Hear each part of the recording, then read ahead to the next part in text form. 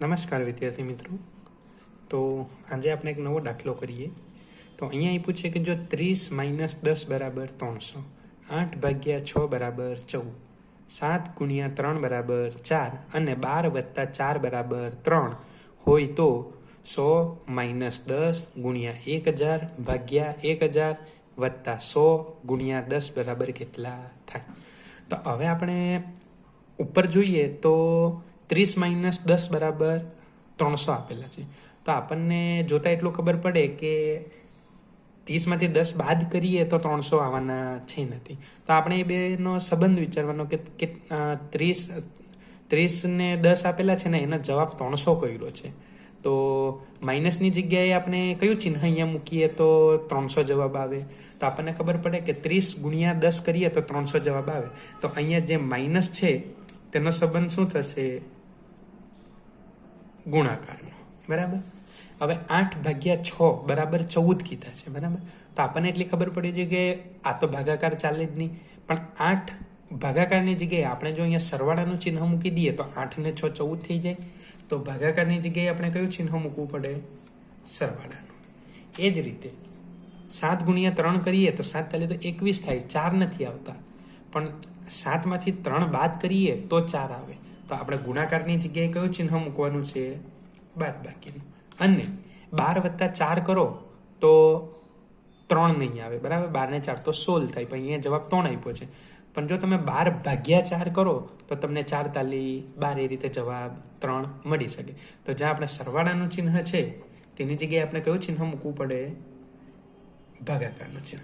તો હવે આ જે ચિહ્ન છે તેને આપણે આ રકમમાં મૂકીને કોશિશ કરીએ જવાબ આવે કે નહીં। તો આપણી રકમ શું છે?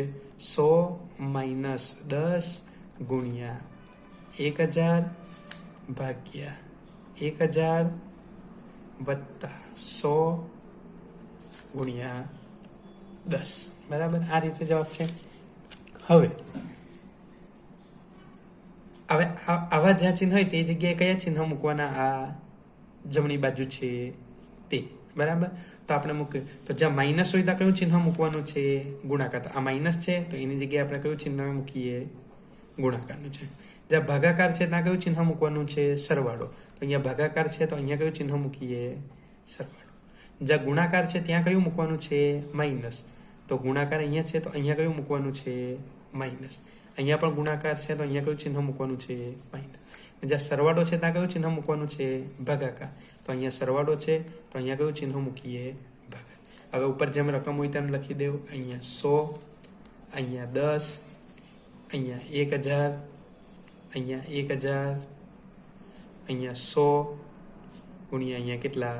ગુણાકાર, તેની જગ્યાએ માઇનસનું ચિહ્ન કર્યું એટલે 10। હવે તમને ખબર પડે કે 100 ગુણ્યા 10 કરો એટલે કેટલા થાય? 1000 માઇનસના માઇનસ, અહીંયા 1000 ના 1000, સરવાળાના સરવાળા। આ કેટલા છે? 1000, એના ભાગ્યા કેટલા છે? 100, તો ભાગ્યા કેટલા કરવાના? 100, માઇનસના માઇનસ, 10 ના 10। હવે તમને ખબર છે કે 1000 માંથી 1000 જાય તો 0 થઈ જાય, તો અહીંયા તો આવી ગયા 0 વત્તા 1000 ભાગ્યા 100, તો આ 0 જાય, આ 0 જાય, આ 0 જાય, આ 0, અહીંયા બચ્યા કેટલા? 10 ને આ માઇનસ 10। તો આનો જવાબ કેટલો આવે? આ 0 તો 0 જતા જ રહી, તો પ્લસ માઇનસ માઇનસ, તો 10 માંથી 10 જાય તો જવાબ કેટલો આવે? 0। તો આપણો જવાબ કેટલો આવ્યો? 0। એટલે ઓપ્શન બી આપણો રાઈટ આન્સર। ઓકે મિત્રો।